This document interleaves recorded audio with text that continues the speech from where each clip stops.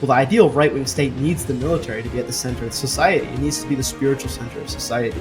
And this is what's so great about Rome. If you were a senator or you were a consul, the consul was not just a commander-in-chief like the president, he actually led the armies. And if he failed, he had to fall upon his own sword. What I'm advocating, and what I think Rome does very well, the emperor is who? Well, he's the head of the military. The emperor is who? He is the head of the state. The emperor is who? He is the head of the religion. He is Pontifex Maximus. He is a living god. Salvete, legionaries. I am joined by our favorite guest, an honored legate of New Rome, General Lance from Lance's Legion.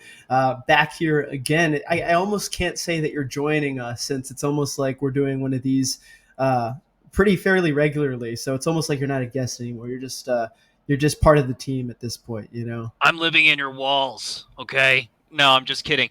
No, but in all seriousness, though, it's good to be back, brother. And it's certainly one of those things that I think the zeitgeist impels one, or individuals like ourselves, into each other to create something great into the future. So it's great to be back, and it's really an honor. Thank you. Of course. And as the title of this video suggests, we're going to be discussing the state and different interpretations of the state, which have sort of been incorporated into right-wing political philosophy, from Plato to Aristotle to Strauss to even Hegel, and then some things that I think are generally not as often discussed in right-wing circles, which I think is The Worker by Junger. I think is one of the newer books about a right-wing state that I think are very interesting. So there's lots of guys that we're going to talk about, and we're just going to go back and forth and discuss the best orientation of the right-wing state that we sort of envision for the future. So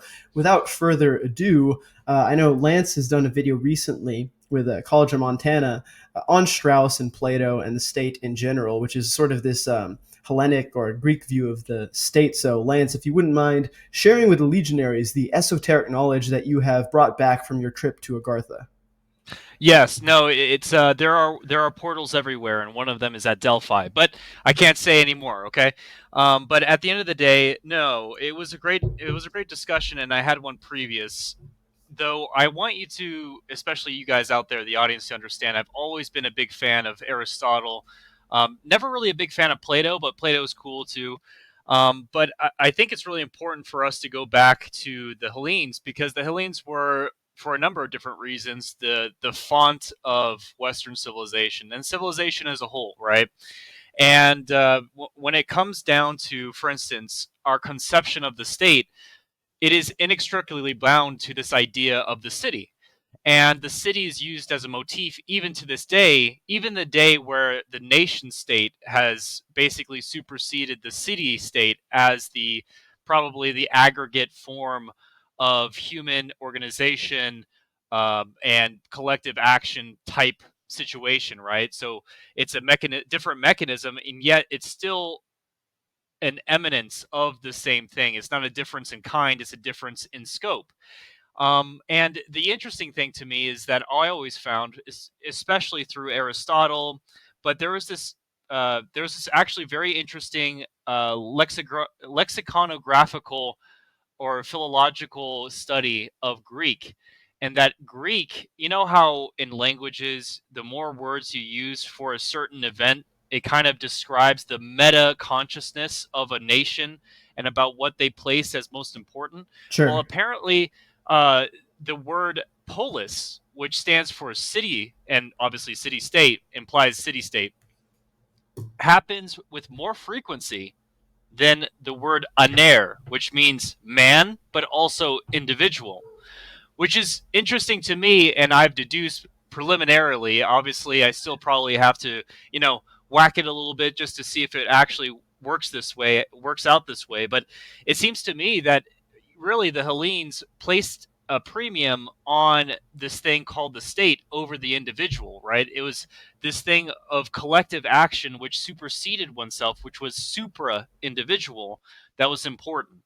And reading, for instance, the Greek city state by Nietzsche, and talking about the Greek city, excuse me, talking about basically how the Hellenes not only saw the state as this kind of governing body, but also a font of culture or the inculcator of culture, and not merely the, how do you say, arbitrator of let's say private rights or so on and so forth in a excuse me, in a negative, they attack me in a negative sense, but also in a positive sense. So what does that mean? It's basically, there's this concept called paideia. Paideia is the upbringing of your citizen body, in which every citizen who had the power to vote, who had the power to be elected to office, to serve, and so on, was expected to go through a series of education that would inculcate him into the meta of the city state, right? So Athens had a certain paideia. The Spartans had the agoge, right? The agoge was supposed to raise the Spartan or the Spartiate in a way which was representative of the overall spirit of the city, right? A city devoted to Ares, and Athens, a city devoted to Athena. There's a very interesting series, and I hope that you guys you might put this in the link below. But there's a very interesting series called Paideia by Jaeger. But it's a multi-volume kind of anthropological study about the exact way in which the city state would inculcate or impress these values in its citizen body as they were raised and so on and so forth. But long story short, I guess this is a prelude to explain to you, legionaries, that the city is not simply the government body. It's not just the government where you get your license plate, where you put stuff in the post office. No, the government was also the state, so to speak, was also your fellow man. It was how physically fit he was, how healthy he was, how much he embodied the virtues of the city. So, for instance, if you come from Athens, you were truly Athenian, and they made sure that there were good social mores. And whether people like it or not, to a certain extent, there are things which are necessarily not in a Christian sense, but in a very real sense, bad for you. So, for instance, vice. If you're addicted to drugs, clearly it's not simply bad for you, but there are secondary and tertiary effects which are bad for a community that is obviously beset by drug addiction. And you can see these illusions happening or allegories happening in history more proper to us. So, for instance, in Afghanistan, the Taliban have a very strong initiative against drug users specifically because it has huge problems with society at large. The Chinese, for instance, under Mao, had took a decade to be able to rehabilitate a number of drug users and stamp out opium use throughout China. And so the Athenians understood this, and specifically Aristotle, Plato, Socrates. And it's one of these reasons why moral virtues are so important, is not necessarily that it's like in the Christian sense, it's about being a good little boy. It's about making you a strong hoplite so you can be physically tough and mentally strong. So you can actually put a freaking a pack on your back and you can actually look after your buddy to the left and to the right of you. So I think that's a good introduction thus far. Do you have any comments? Yeah, and going right into it, I think it's important to differentiate what we mean when we talk about a right wing state and what we mean when we talk about the city as more than a government, as actually a sort of living entity. And I always say this, one of the things that I do like about Hegel is viewing the city or the state as a spiritual body, a spiritual entity. Of course, he draws different conclusions for why we ought to be a spiritual entity than I do, and we'll get into that for sure. But I want to bring up something that Hannah Arendt and Schmitt talk about when discussing Oh both my Plato and God. Aristotle. Hannah Drent. Oh my God. Gosh. No, she's actually, I always give shit to women philosophers because there's not a lot of good ones, but I think Hannah Arendt is actually one of the good ones. She's better than except except for you, Camille Paglia. I worship you. exactly. Yeah. Shout out. Well, she's a psychologist, I think, but I don't know. DM me. Yeah. DM me. Right. But no. In all seriousness, no. Yeah, Hannah Arendt I think is better than Ayn Rand, and a lot of people give me shit for that. But Ayn Rand is a great writer, a very sophomoric philosopher. But anyway, something that both Carl Schmitt and Hannah Arendt talk about is sort of this differentiation between Aristotle and Plato. Plato, after witnessing the death of Socrates, black pills, right? And he black pills by taking himself away from public life, but but he also writes in the Republic about the necessity to be involved in public life. So it's this weird sort of thing. And one of his quotes that I really like is the heaviest penalty for declining to rule is to be ruled by someone inferior to yourself. And this is something Schmitt talks about in his critique of liberal society. And his critique essentially is that in a liberal society, so a democratic society, people engage in politics at a minimum level to ensure that they do the bare minimum to ensure that they're left alone essentially. So they work they work hard so that they don't have to engage in the political. They work hard so that they don't have to be a part of the political process. This is the sort of bourgeois individualist mindset that Junger actually talks about extensively in The Worker as well, and we can get into that at some point.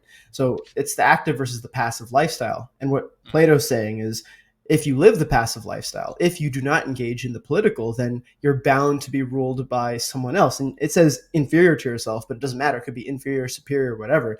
But the political is the most important realm of existence, really. I hate people that say, oh, you care too much about politics. That's so stupid. Like, are you I mean, I get it. I get the Evolan critique of the political and being apolitical, but that's different than what Schmitt's talking about. Schmitt's talking about engagement in the processes that actually rule a government. And if you're not engaged in that, if you're not concerned with that, what else are you concerned about? That's the most important thing. Right. Is Go Right, ahead. and if you don't mind me Yeah. interrupting, but I think people in their minds, they think that the political is just about being elected or like actual physical exoteric places in government. No.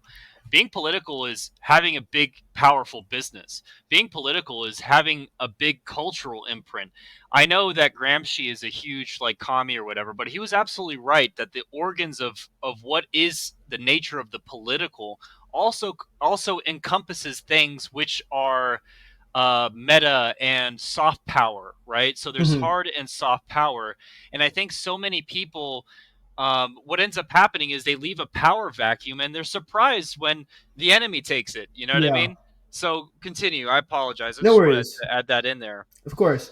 And where I was going with Schmitt on this is Schmitt, and one of the reasons why he was such a big proponent of a more autocratic form of government. So of course he was part of the German conservative revolution, and he sort of sees the National Socialist as the most powerful movement at that time to sort of incorporate what he's thinking. But I've always considered Schmitt more so part of the conservative revolution as Hmm. opposed to National Socialists. Him, like Heidegger, sort of said, okay, well, we know these guys are going to win, and they're kind of reflecting of our philosophy, so we'll go along with them. And Yeah. Schmitt, notably, one thing I like about Schmitt is he does have this sense of loyalty. He has always had a sense of loyalty, and something you've talked about, Lance, or maybe it was College of Montana, but he helped Strauss get out of Germany, right, Hmm. despite being Jewish. And Schmitt was also loyal to the National Socialists. He's loyal to everybody. He never disavowed Nazi Germany while Heidegger did.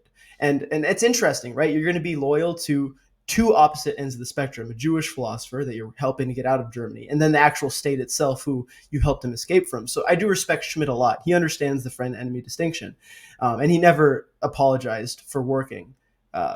Collaborating, whatever, with Germany. And some people will say, well, he should have disavowed it. But I think there's a lot to be said there, and that's because of his insistence that the political is at the forefront of everything. Right, the political You is know, at the forefront of every single realm of society. Go ahead. exactly, and I mean the prime political virtue or prime virtue of life really is loyalty and the judgment to be able to balance and find the golden mean between shared loyalties. So Hmm. obviously, in his case, between Strauss specifically as a man, from man to man, and his specific, I guess maybe not convictions, but his professional alignment with, I guess, NS Germany, and being able to find a responsible medium. Yeah. I think that's. I mean, it's. I think so many people they misconstrue the friend enemy distinction as like this weird doom esque type paradigm where it's like you're not my boy. We're at war. It's like no. It's like varying shades of gray and knowing the delineation between where your fucking bread is buttered. You know what I'm saying? So I apologize. Go ahead. No, you're good. Absolutely. And essentially, the conclusion that Schmitt comes down to is that in a liberal society, because people don't want to be engaged in the political, there is no true liberal society. A quote unquote liberal or democratic society requires extensive participation from the citizen body. It requires high literacy rates. And I don't mean literacy like reading, I mean literacy like actually being a smart person, actually being a critical thinker. And, you had this in Athens because being a citizen was not anything resembling a mass democracy. It was an aristocratic republic. Everybody was landowning and very well educated. Same with the founding fathers and the early Americans, right? Like they were all landowning, intelligent people. So it worked, but it only works so far as people engage in the political. But the end state of a liberal society, as it grows and as it expands, as it becomes more liberal, really, is it collapses upon itself because um, participation in the political, once you expand to a mass democracy, people don't care. People don't want to be engaged in the political. They care more about their TV shows. They care more about their double cheeseburgers. They care more about their video games. And once that happens, is it allows a very small subsection of the population to essentially gain a political monopoly in the country. And Always has been. right, Always has been. Yeah. No, but I'm sorry to yeah, interrupt, yeah, but you're good. people forget this. Go ahead. Go ahead. Sorry. You I know, apologize. no, you're I good. chimp. I chimp out. Sorry. No, you're good. Well, I'll close this off so we can move on a little bit. But what the conclusion I'm coming to here is Schmitt will say in a more autocratic form of government, for instance, or one where political rights aren't guaranteed by the state, is that people have to vie for power. You have to be engaged in the political, right? So what you see, take monarchies, for example, even in a constitutional monarchy where the king has relative executive power, people have to vie for the king's attention. Different factions have to vie for it. They have to be engaged in the political. They have to, because nothing guarantees their political power, right? So it's expedient of them to be engaged in the political, to be engaged in the public life. And it creates a more intelligent, it creates a more active, and it creates a more offensive populace that's actually going to have this sort of collective vision that's going to benefit the state in the long run, right? And this is what I like to talk about with, you need a ethos of being an individual within a collective group. So that's why the Greeks were so profound, is that they are democratic to a certain extent, but there is always the city state comes first. If you were an Athenian, you were expected to bear arms for Athens. If you were an Athenian, you were expected to bleed and die for Athens. But in a modern liberal government, for example, where military service is not obligatory, you just pay some poor fucker who works in a steel mill in Pittsburgh to go fight in Vietnam for you. And then you don't have any stake in the actual power of the country. You just pass on the responsibility to someone else. So all this sort of comes together and it's all related. And to sort of close this topic, I'll go into Hegel and Aristotle. Most people probably that know Hegel know, I mean, Hegel is incredibly influenced by Aristotle, right? I mean, if you read I Politics didn't know by that. I didn't know that at all. That's really, awesome. Yeah, no, I didn't know that. Maybe I need to read more Hegel. Fuck. well, you've read Politics. I mean, if you look at what Aristotle's talking about in Politics, it's very similar to what Hegel sees the state as, an institution which ensures utility, which ensures equality. And of course, this is where I disagree with Hegel, and this is where I disagree with Aristotle, and where I find, though I'm not a Platonist, of course, as you know, I do find there to be, I like the elitist orientation within the Republic in attempting to build the guardian class, in attempting to build a sort of, a society ruled by overmen. Now, the issue with Plato, of course, is there's this almost like proto dialectic aspect to his philosophy. Of course, with, he has that almost ascetic view of things with the world of forms and all this stuff, and how he views music is really weird. He has a quote where he says, like, musical innovation is full of danger to the state, for when modes of music change, the fundamental laws of the state always change with them. And he's right to a certain extent. Your media is going to influence the minds of your people. So today we have mass, bullshit music, which is very mid and very like, oh, consumer, coomer brained. But at the same time, you'll have someone like Nietzsche who talks about one of the great things about Athens, for instance, because Plato, I guess to Plato, Sparta is one of the states that he's going to point to as like a good state. And of course, there's a lot of good to it, but you lose a lot of that you need a good balance of individualism within a collective identity, and I think Yep. that's what Yep. both Athens and Rome kind of did. So what I'm getting at, and I'll stop talking here because I've gone on for a bit. With Plato, right, what you get is that good elitist will to a hierarchy, will to superior people being in charge, but you lack that appropriate Dionysian element. And with Mhm. Hegel and Aristotle, you almost attach a spiritual or unified collective entity within the state, which is positive, but the end state for them is to ensure utility and to assure equality and happiness, which I disagree with. So we can go back to that in a minute or in a bit, and I'll talk about Junger as well. But I've gone on for a while, so Lance, take it away. Yeah, no, I think the interesting thing that people don't understand is that a state, especially according to Aristotle, and maybe this is where Hegel took some inspiration, is that every individual state is dedicated towards its own good, its own perceived good. And he even goes on to say that Aristotle says that um, justice is not akin to logic. In fact, it's completely irrational, right? It's only tangentially akin to logic, right? And he talks about this in terms of justice, right? But what is justice? Justice is necessarily the ethics which stream down from the principle, the good, the constituting principle. So for in the ancient world before Christianity, it was a lot easier to see what different nations were themselves dedicating themselves to, in whose image they wanted to manufacture themselves and their culture, their people. I mean, Athens obviously was dedicated to Athena, and it was dedicated to all the things that she embodied. So not simply the mind faculty, intellect and so on, but also culture.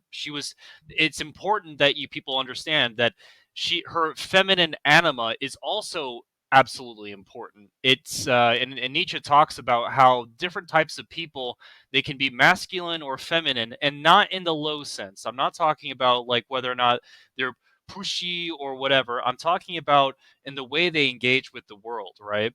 So the feminine anima is fertilized by the world and gives birth to things. Usually, great cultures are born from feminine animas, whereas masculine ones tend to have a dearth of, let's say, cultural creation, and but they infuse themselves in others. So think of Rome. Think of maybe even America, which is kind of actually, strangely enough, masculine in a very cringe way, but the it's always penetrating other people's cultures. It's always very barren, not very fleshed out. So it's hard to people to parse this, but in the ancient world, these people dedicated their polis to a deity, and to best achieve their apotheosis, which means to approximate God, right? Their God. It was to basically in flesh, in their citizen body, and in the individual themselves, those higher ideals, and therefore justice streamed down from those constituting principles. I wonder if I'm making myself understood here. Am I kind of coming across rather articulately? Because I don't want to be misconstrued. No, no, I agree, and like I mean, the crazy thing about Plato and the Republic is there's so much good in it and so much absolute coal. But I'll speak of some of the good in it and kind of The what you're talking original Kohler, dude. in a way, Seriously. right? But like Yeah. you mentioned Athens being dedicated to Athena, for example, and being the sort of embodiment of this deity. And one of the things that Plato talks about in the Republic, he says the object of education is to teach us to love what is beautiful. So having a patron deity is to embody the deity in the orientation of your state. So, for example, if you are Athens, you're going to be a wise but also militarily capable and artistic. You're going to embody all these things because this is the sort of egregore that Athena stands for, right? Um, and it's essentially, when we're talking about the right wing state, for instance, I think obviously that is kind of the mode of raising the youth. You want to raise the youth in a sense to love what is beautiful. So in this case, to love what is good for you, to love what is powerful, to love what is strong and virile. And so in a lot of ways, I agree with. It's interesting because the things I agree with Plato in an essential way are kind of what I agree with Hegel and Aristotle in an essential way. I agree with a lot of what they're saying, but I disagree with a lot of the end goals that, or like the end conclusions that they draw from it. So in the case of Plato, he's too Apollonian and too ascetic, and in the case of Hegel and Aristotle, they have this sort of cringe it's almost egalitarian. It's weird with Aristotle because his view of equality and egalitarianism is very different. It's not a liberal Well, view. it's peerage, which is different from equality, right? Because peerage insinuates that there is distinction of Mm-hmm. hierarchy between a group, but they are all roughly of the same class. I know that sounds crazy, but think about it this way. It's like you're hanging out with your boys, and you might not think about it this way, but if you're taking it from a third person perspective, who's the head honcho? Okay, he is the first guy. He's your peer still. He's still your buddy.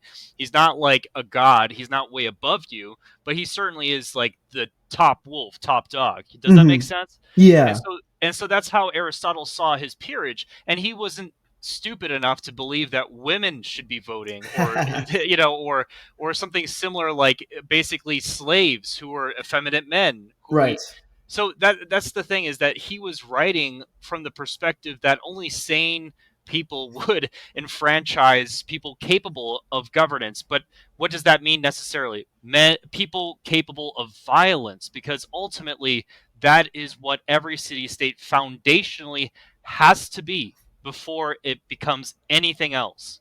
I hope that makes sense. Yeah, and I think it's good, right? But at the same time, the same issue you have with the founding fathers, for example, is the way you word things is very important, because the founding fathers had a very similar view of things as Aristotle. They didn't want everyone to be able to vote. They didn't want mass democracy, but it ends up that way because they word things. And same with Aristotle. He says, for example, his conclusion that he draws from politics is, now it is evident that the form of government is best in which every man, whoever he is, can act best and live happily. Now you hear this, you say, okay, that sounds wonderful, right? But it's also, well, then at that point, who determines what actions a man takes that allows him to live Exactly. best or happily, right? And then you get into this whole cringe. Everybody interprets, their own pursuit of happiness, however they want, and you get this cringe sort of bourgeois individualist perspective. And I think that's a good segue into the worker, actually, Mm, because Junger, he completely destroys this petty bourgeois individualism, and he does a very good job of explaining why.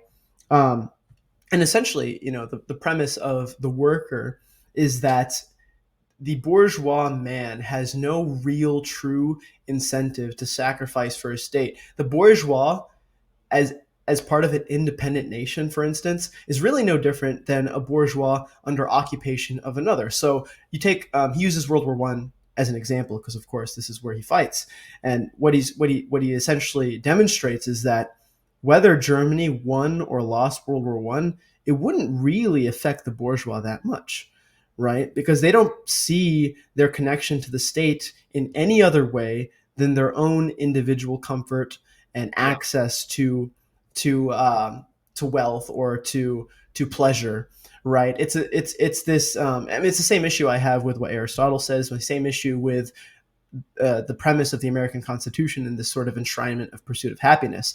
Mhm. Your good comes from what you can do for yourself. And so, one of my issues again is that the issue with this sort of petty bourgeois individualism is that at a certain extent, take the American Constitution, for example. When you say, well, what is an American? Oh, an American's whatever makes you happy. That's what it means to be an American, right? And then it goes into, okay, well, if that's true, then if you do wage war, I mean, there's no real incentive for you to fight in a war or sacrifice yourself for your buddy or whatever, because there's no collective we. It's just whatever we are is the culmination of all these individual I's who say completely different things, and that's where everything falls apart. And for Junger, he sort of creates this new warrior worker archetype, and it's very different from a Marxist archetype, Mhm. because people will say, "Oh, the worker, Junger's a Marxist." He's not. And what he does to demonstrate that I'm he's sorry, I'm cracking up here. you're good. Go ahead. Go ahead. Go ahead. Well, essentially, how he describes himself as separate, his warrior worker archetype as separate to the Marxist, is that, like the Hegelian, the Marxist worker is is an individualist at core. People don't realize this about Marxism. The worker in a Marxist society is still working for his own individual utility, and it requires him to cooperate with the collective, right? But it's really not, in a weird way, Marxism isn't really a truly collectivist ideology, because the greatness of the state does not matter to the Marxists.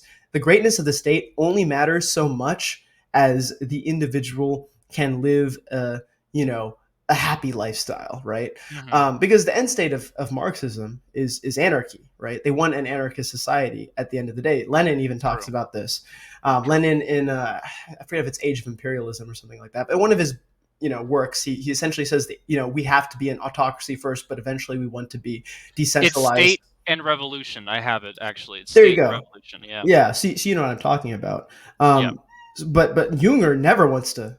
I mean, in a way, Junger is the anarch, right? So I mean, of course, Junger's philosophy changes over time, but even within being the anarch, Junger still believes in the collective entity of the state or the polis or the country as something that everybody is a part of, and the greatness of that entity is what matters to the warrior worker archetype. So while the Marxist worker is working only insofar as he can protect his own interests, the warrior worker archetype in Junger's state is working and fighting and toiling for the greatness of the collective, right? So it's different from Marxism. And this is where you get fascism and nationalism to some extent, because there's different forms of nationalism, or just this general return to an earlier form of governance, which is exactly what the Hellenes were demonstrating, regardless if you're Athens or Sparta.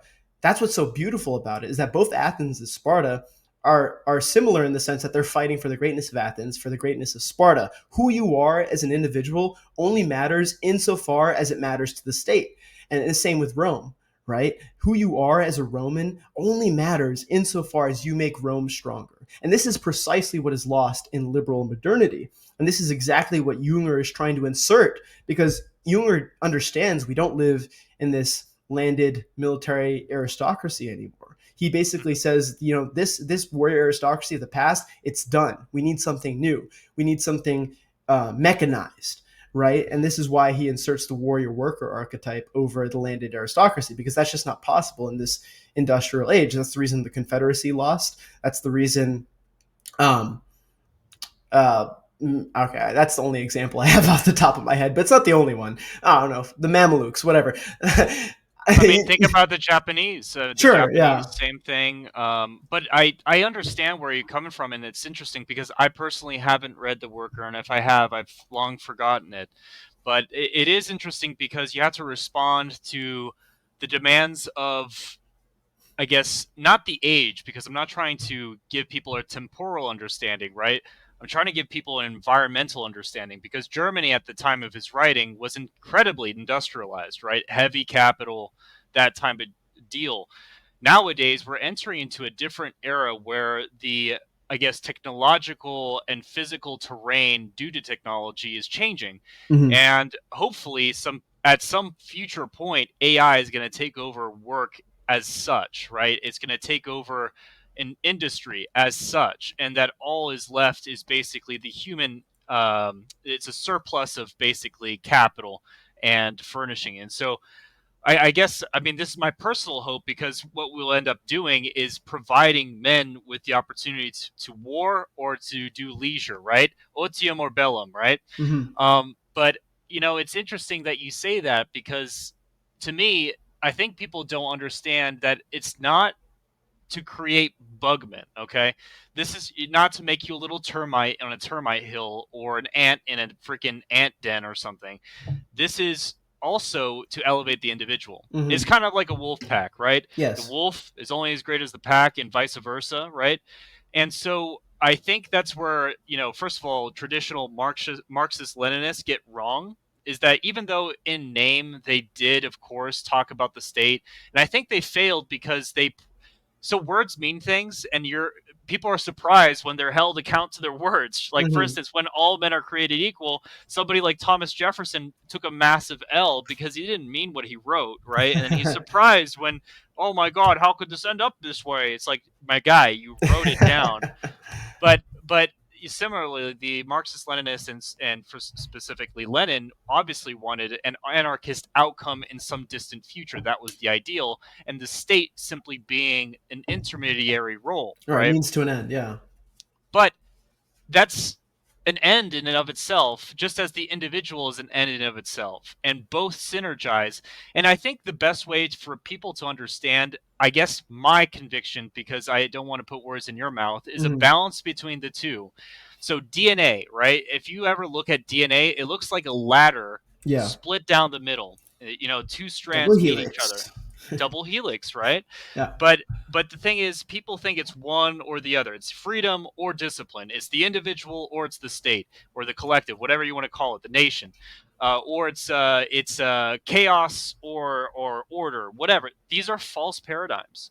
The way that you should balance yourself is by binding these two in a synergistic and positive outcome, which is the Yes. golden mean, right? Aristotle talked about this. And this is not to say either that this means it's 50-50 either, right? Hmm. Because in some cases it means that at the 80th percentile the individual comes, I guess, overwhelmingly triumphant, or the other way around, right? So in times of war, collective action means a lot more than individual action, and Right. vice versa. And being able to have the good judgment and the justice to understand both, that is the mark of a superior man. That's the mark of a statesman.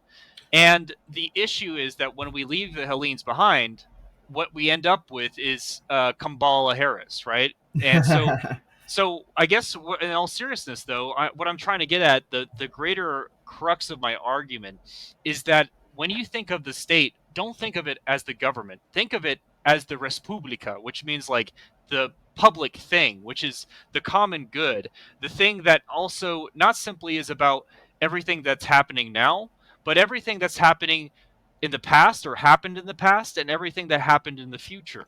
You Hmm. should live 10,000 years before and 10,000 years into the future as well as now. And that is your guiding principle. But as you know, there are very few people with the cognitive, I guess, consciousness or responsibility, even if they do have that faculty, to, I mean, be good shepherds and stewards, to be men of greatness too. I mean, think about it, for instance, this way. I think democracy always leads to this crap situation. Think about the Peloponnesian War. Athens was renowned for, first of all, raising great men, but also throwing them away.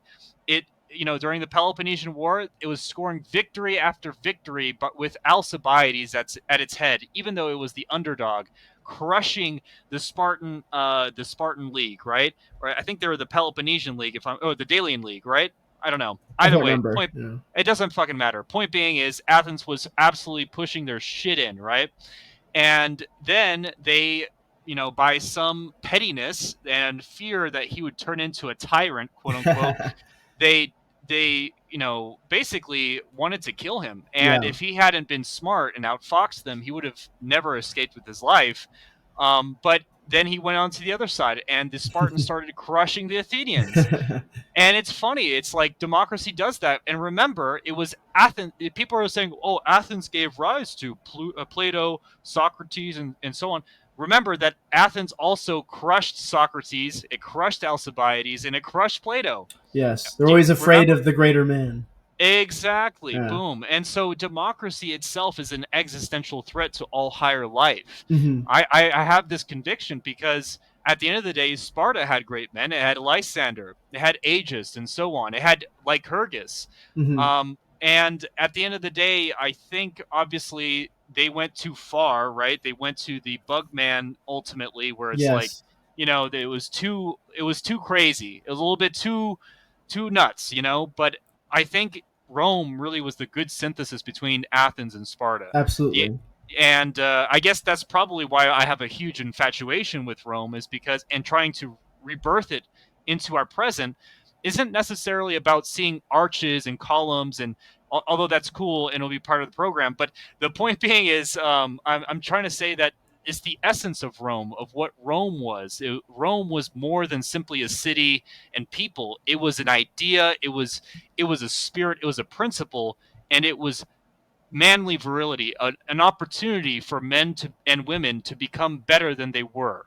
Yes. So, thank Uh, you. and going off of what you're saying about Rome, the issue with liberal democracy today is, of course, the castration and depoliticization of the military. You're separating the military from the state as an instrument of, or as a ruler of the state. You're essentially, well, the military is the instrument, the primary instrument of power of a state, and everything else feeds into it. The economy feeds into the military, industry feeds into the military, even fucking education does. This is something that Spangler points out in Man and Technics, right? Hmm. All of our technical processes are oriented towards making the military stronger in one respect or another, whether we admit it or Yes. not. So Yep. once you have the military no longer in control of society, it's essentially like it's like taking the most capable person who actually is going to make the group stronger and saying, well, actually, you have to listen to this asshole, because his family is entrenched in this old political family, and they're wealthy and stuff like that. At least the aristocrats of the past actually fought. At least the aristocrats of the past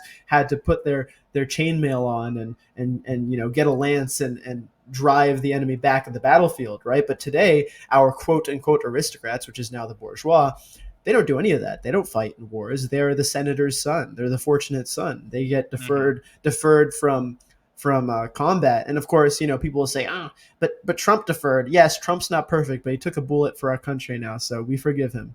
We Yeah. forgive him. And Fight, he's fight, fight. yeah, exactly. I no longer, he's seen more combat than I have at this point, and I served 5 years in the military, so I can't talk shit. But okay, we love Trump anyway. But what I'm trying to say is, when you get rid of the military as actually leading a society, you're taking the people who actually are the states, on an existential level. This is the state. The state is the military. This is what Sun Tzu says, right? The survival of the state is completely dependent upon the military. And when you don't have the military in charge, it's like, well, so you're giving power to somebody that doesn't actually represent the power of the state. First of all, that doesn't make sense. Second of all, the bourgeois leader ultimately is a self-interested person, right?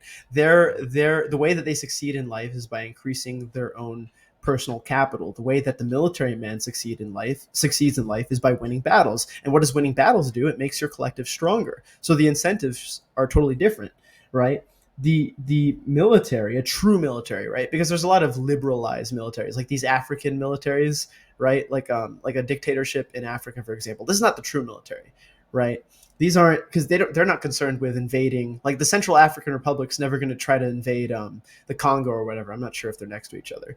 Or the Congo's never going to try to invade Rwanda. They don't care about that. They care about making money, blah, blah, blah. This is not the true military. When I'm talking about the true military, I'm talking about an institution that wants to expand, that wants to actually fight battles, that wants to actually win and build the glory of their country. So this is the last instance of this we probably saw was like World War II, World War One, right? Like once all the old empires are gone, you kind of lose this. So the military has to be at the center of society. So when we talk about right wing state, that's the title of this podcast. Well, we're talking about what's the ideal right wing state. Well, the ideal right wing state needs the military to be at the center of the society. It needs to be the spiritual center of society. And this is what's so great about Rome. Yes.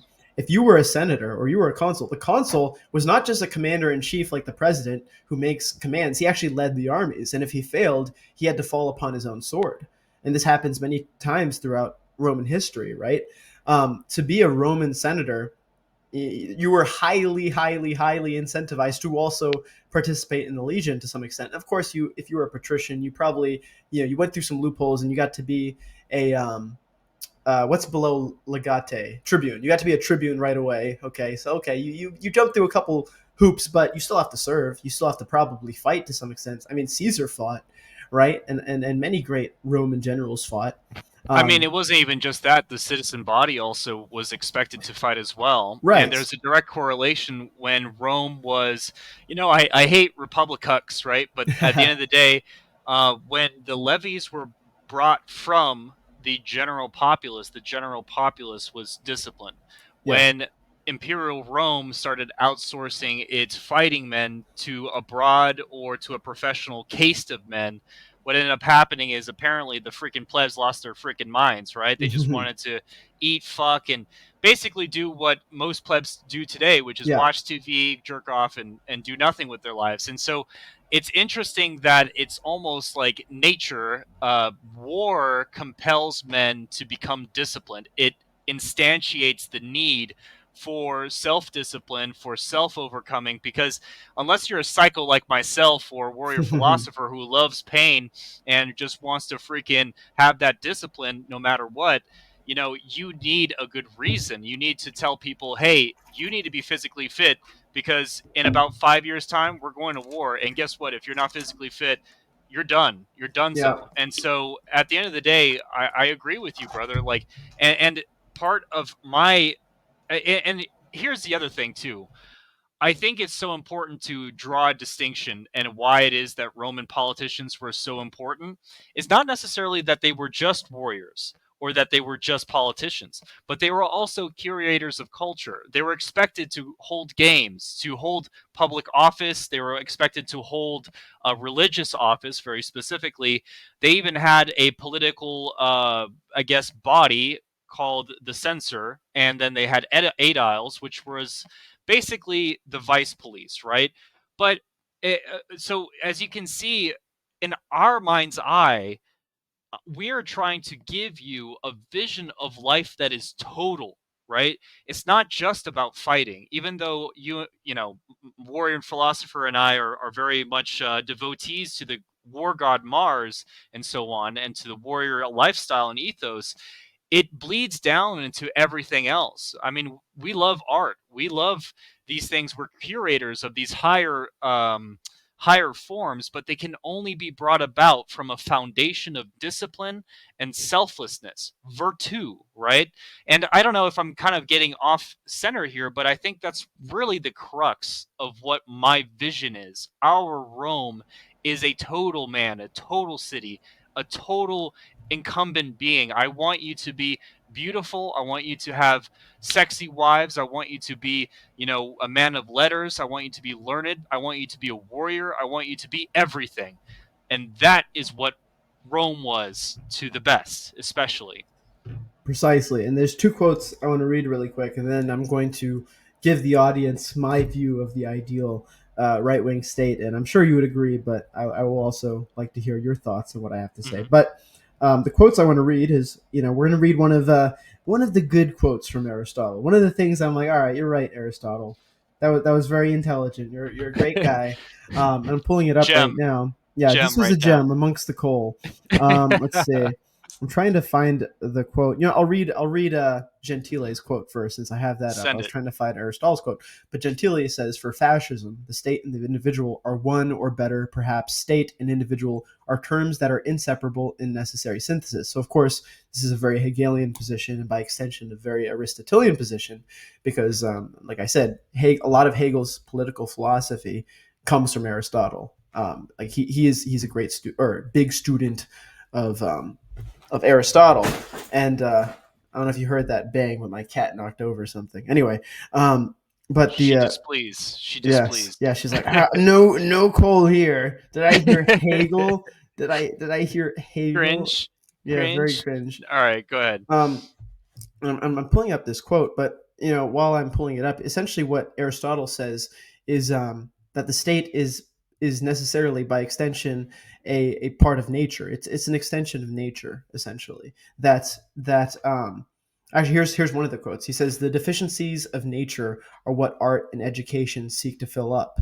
And I think that's true. In the modern era, we have to simulate a lot of what is good about nature. We have to simulate a lot of the positive aspects of nature, because we're highly detached from nature today, because we live in excess, we live in comfort, right? And here's the exact quote by Aristotle that I wanted to pull up. "Hence it is evident that the state is a creation of nature, and that man is by nature a political animal, and he who by nature and not by mere accident is without a state is either a bad man or above humanity. He is like the tribeless, lawless, heartless ones whom Homer denounces. The natural outcast is forthwith a lover of war. He may be compared to an isolated piece at draughts." I don't know what he's talking about, a lover of war, the natural outcast, but we'll take the gem from that, and leave out the coal. But what those quotes is essentially saying is that there's a synthesis of individual life and the public life, the state, and I completely agree. Right, that's true of the Roman. That's even true of the Athenian to a large extent. Though, of course, like you demonstrated, because they are a democracy, there's some issues with that. But I'm just going to lay everything on the table. you know uh, essentially, and it's kind of very similar. So Schmitt and Spengler have a very similar position on this. So where Spengler is saying that the economy, industry, and all these different things, techniques, are all a part of the military and a part of the state, and instruments of will to power, and that they're all inseparable. Schmitt says something very similar, but he's talking about different factions within a government. So he's talking about religion. He's talking about the industrialists. He's talking about liberals, communists, whatever, are all factions with the state. But ultimately, what all these factions need to be doing is all need to be contributing to the state's power. And of course, certain factions just aren't going to work in that sort of system. Having liberals and communists, all these different factions who clearly want their own thing and that clearly doesn't have to do with the betterment of the state, they're not going to work. So Schmitt is essentially saying, well, you have to be very careful about what factions you have in your state, right? Because everything boils down to the political. It boils down to friend enemy distinction. This is true even in the medieval era, where you have the Pope and you have every Catholic or every country being a Catholic kingdom. They still went to war. It didn't matter that they had the same religion. It didn't even matter that they were pretty much culturally the same. They still went to war, right? Mm-hmm. But the Mm-hmm. political is always above everything else. It's above religion, even. People aren't really religious. They never really have been that religious. You know what I mean? Ultimately, religion is only powerful in so much as it actually takes expediency in a political form. And so, what I advocate. Boom. That should probably be the biggest line of this entire episode, but go ahead. Yeah, thank you. But what I'm advocating, and what I think Rome does very well to a certain extent, is that the emperor is who? Well, he's the head of the military. The emperor is who? He is the head of the state. The emperor is who? He is the head of the religion. He is Pontifex Maximus. He is a living god. The Japanese did this too to a certain extent, though, of course, until the Meiji Restoration, it was the shogun who was the head of the military. But let's take the Meiji emperor, for example. Emperor Meiji. He was head of religion. He was the living god of the Shinto faith. He was head of the military. He was head of the state. When you synthesize all these things, you're essentially jumping through like bullshit bureaucratic hoops that shouldn't exist. The American government is full of bureaucratic bullshit hoops because it doesn't want one person or one faction to become too powerful. But that's stupid because ultimately you're just going to get all these contending factions. This is the hallmark and bullshit problem of liberal society that Schmitt points out. You're just going to get all these factions fighting against each other, and you're never going to have the synthesis of something that actually expands the will to power of the state.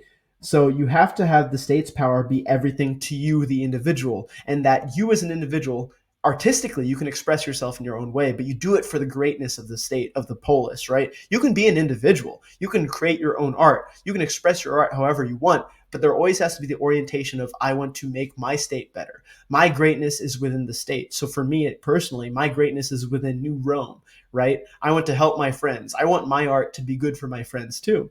And that's why I had this individualist collectivist sort of perspective, right? It's the Aristotelian golden mean, so to speak. So what do we have to do, legionaries? Well, we need a militarized citizen body, right? We need a specialized citizen body. I said in a X post I did the other day, I said, well, it's not enough just to be a good soldier. You need a skill in these days, right? You need a technical skill these days. You might need to fix cars. Somebody might need to fix jets, whatever. Everyone needs a technical skill. It's not enough just to be a soldier. So get your Yep. MOS. Don't just be an 0311, You be Yep. your rifleman first and foremost, but you also got to learn a technical skill. Have lots of kids. We need lots of kids. Why did Rome beat Carthage? It's because they were able to pool from their citizen population to pool armies of 50,000 again and again and again. It didn't matter how many times Hannibal destroyed 50,000 people in one battle, they could always raise another army. That's what the Soviets did against the Germans. We need lots of fucking kids. The reason why Carthage lost is because they couldn't pool from their citizen population to make up their army. They had to hire mercenaries, and Yeah, mercenaries can never be trusted, as Machiavelli puts it. and no kids made on the thigh, okay? It has to be a fuck well given, okay? And so it has to be strong kids that Yes. have strong morals in the sense, not in the sense of a Christian morals, but virtue Yes. that believe in loyalty, Masculine virtue. courage. Exactly. You know, it's what honor, courage, commitment, literally that kind of stuff. Cool. Go to the gym, freaking do lifts, hang out with your boys. But I think Warrior Philosopher is absolutely right. Like having a vocation is absolutely essential in addition to your ancillary duties of being physically fit, a leader, always honing the warrior sciences and arts, which is leadership, philosophy, all those side things in addition to, of course, your main vocation. But go ahead. I'm sorry to interrupt. No, that hits the nail on the head, and that's pretty much all I wanted to say. And this is a great topic. Actually, we might have to do a part two on this sometime because I think we talked a lot about the background because we mentioned all the different philosophers who sort of contribute to this idea of the right wing state, and we only at the end here sort of talked about our vision of the right wing state. But I think you can actually get a lot of our vision if you watch our video on the future military youth because we sort of talked about that in that video. But anyway, that's pretty much all I had to say. And is there anything else you want to leave with the Legionaries before we end this transmission and go off to pursue our campaigns? Yes, I think it's absolutely essential to underscore the most important part is that to be a man. I know it's difficult in this era because I think there is so much emphasis on your personal petty ambitions. But forget about all that stuff. Once you start living for something more than yourself, that personal life, paradoxically to you, actually becomes incredibly enriched. And so, being physically fit, mentally fit, spiritually fit is essential. In addition to, of course, your vocation and your warrior, like I guess, convictions and your duties, if that makes sense, quote unquote duties. I hate using that word; it's ick. But at the end of the day, like I want you to be strong. I want you to impel others to strength as well. And if anything, when in doubt, go to the gym. That's all I got. This is me. I ran out of gym beams, so I do have to make another run. But anything else, Word Philosopher? Thank you for having me on. Of course, of course. That's all I have to say. And as usual, thanks for watching Legionaries. Lance and I have a lot of cool things coming up, exciting things coming up. We should be starting the New Rome podcast soon, as well as some other news that will be dropping in the near future on some things that we're working on. But thanks everyone for listening. And as always, this is the Warrior Philosopher, building the foundations of the Warrior philosophy. Semper Fi, kill, execute, go out and penetrate life, impregnate life, legionaries. All right. Ave New Rome. Away.